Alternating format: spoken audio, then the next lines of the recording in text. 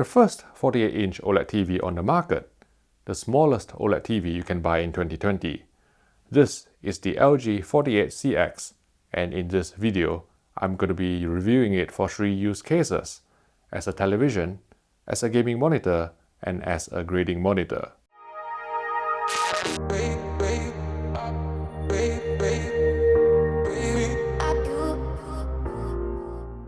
This video is sponsored by Box, the online technology store.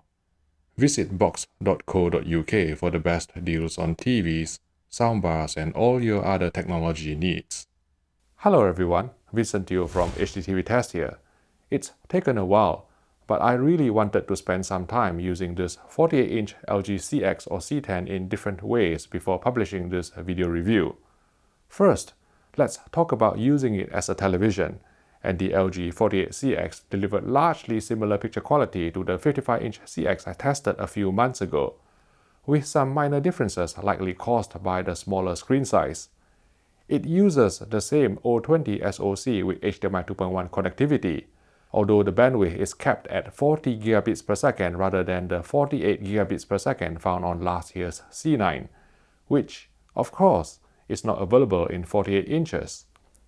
LG uses dithering as part of its strategy to suppress near-black flashing artifacts in bit-starved content, and from extensive testing, we found LG's solution to be one of the most effective on the market, and didn't find the dithering to be objectionable from a normal viewing distance, especially considering that it even helped with achieving smoother gradation and reducing macro-blocking artifacts in heavily compressed dark scenes. Color accuracy was excellent after calibration using our profile Client K10A colorimeter, a Meridio 7G signal generator, and Kalman software, with average delta errors below 1 and no inaccuracies exceeding the humanly perceptible threshold of delta error 3, contributing to natural and cinematic color rendition that's right up there with Panasonic OLEDs in real-world viewing. LG has generally improved its true motion frame interpolation to incur less artifacting than that seen on previous TVs from the company, and the smaller screen size of the 48CX made the inherent 24p judder less obvious than, for example, the 65-inch or 77-inch CX. Fans of 120Hz blackframe insertion or BFI will be pleased to find out that the technology remains present on the 48-inch CX or C10, allowing for higher motion clarity than pre-2020 OLED TVs. However, engaging blackframe insertion still crushed some shadow detail. We're not sure whether LG intends to address the issue or not, but until they do, you would have to calibrate separately for with and without blackframe insertion if video accuracy is important to you. Overscan can now be disabled for standard definition content on LG's 2020 televisions, and upscaling quality was exactly the same as the CX and GX we've previously reviewed, although since the screen size is smaller and the PPI is higher, all resolutions appeared perceptibly sharper, however slightly, on the 48-inch CX. Our LG OLED48CX review sample correctly detected and processed 3.2 and 2.2 pull-down in interlaced film-based material with real cinema engaged, and passed full chroma bandwidth on this 1080p 24 test pattern from the Spears & Munsell HD benchmark disc. The smooth gradation decontouring filter does work, but you have to give it time. The secret to cooking a hard-boiled egg. If you have been following the history of consumer WRGB OLED televisions, you'll probably be aware that smaller screen sizes generally have better uniformity than larger OLEDs, and the 48-inch LG CX continues this trend, with our review unit exhibiting some of the best uniformity we've ever witnessed on a consumer OLED, including the cleanest 5% video stimulus full-field slide we've come across in a long while. Otherwise, the BBC iPlayer app is now available through the WebOS platform. In case you didn't get the memo, LG has had to negotiate with each UK broadcaster to add the respective catch-up TV services, due to a breakdown in talks with Freeview Play earlier in the year. For HDR, peak brightness measured 600 nits on a 10% window after calibration to D65 white point, and 115 nits full fill.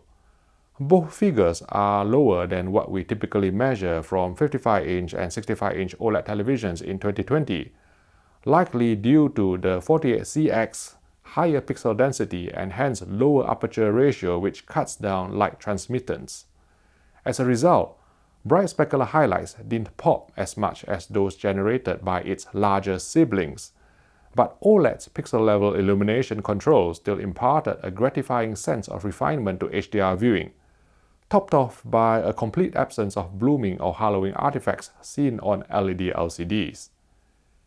Near black luminance in a handful of HDR10 and Dolby Vision content remained brighter than reference on our review sample, although it could be largely dulled out through calibration. For those of you who don't have access to calibration tools or professional calibrators, hopefully LG will roll out a firmware update to fix this issue sooner rather than later. DCI-P3 color gamut coverage came in at 98% UV, while Rec 2020 was 75%, with no significant change in the underlying spectral power distribution captured using our Jetty 1511 spectral radiometer. Next, let's talk about using the LG 48-inch CX as a PC gaming monitor.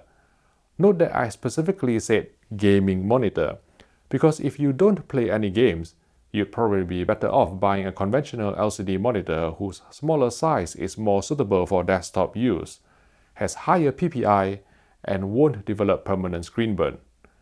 Input lag in game mode measured 13 milliseconds at 60 Hz, halving to 7 milliseconds at 120 Hz, which is addictively responsive. And of course, all 4 HDMI ports on the 48CX are HDMI 2.1, allowing for VRR and 4K at 120 Hz gameplay. On top of that, OLED's picture quality doesn't degrade much in game mode. You still get the excellent OLED attributes of true blacks, vibrant colors, and wide viewing angles, unlike LED LCDs which have to handicap their local dimming to cut down video processing and reduce lag times.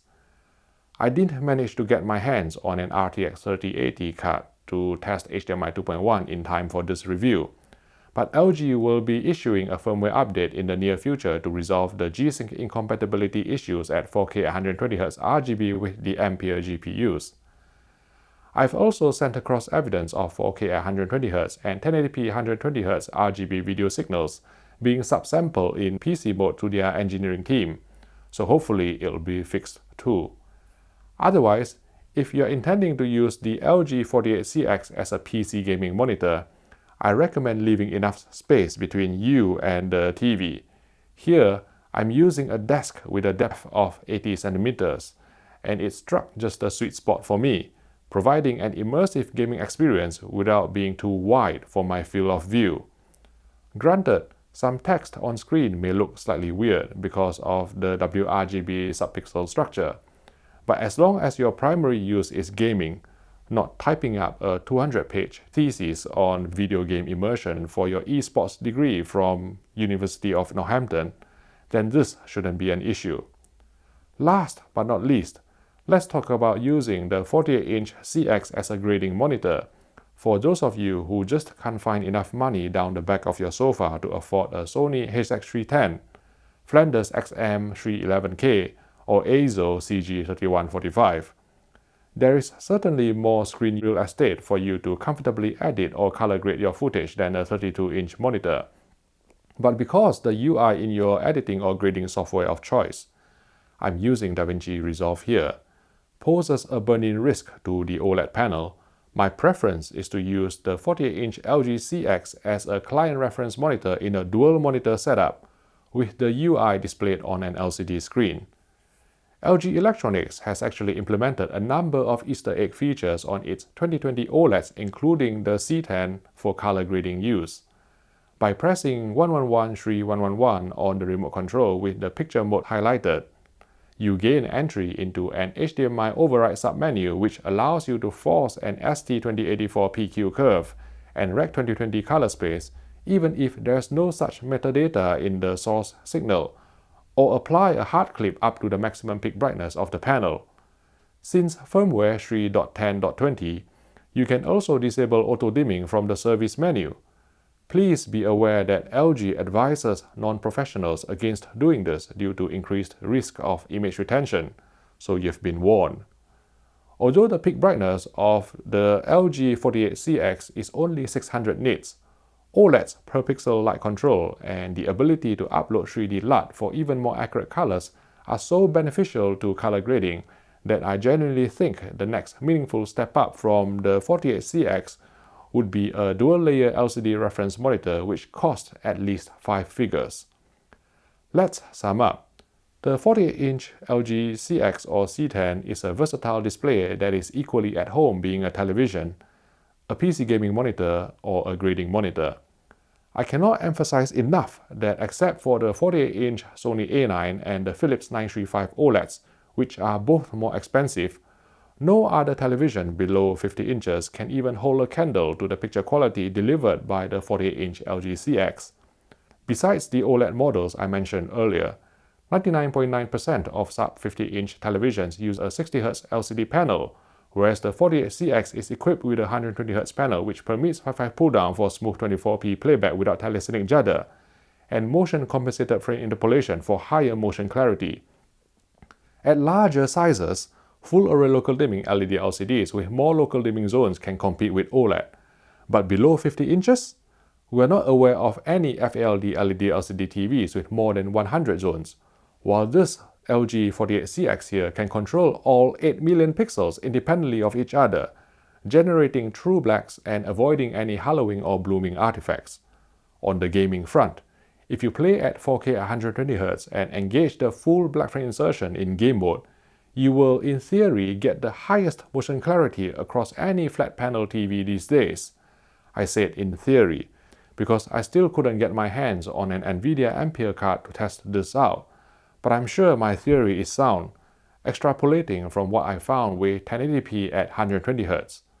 For these reasons, the LG OLED 48CX deservedly earns our highly recommended Best-in-Class award, even if there's still room for improvement in several areas, which hopefully will be forthcoming in future firmware updates.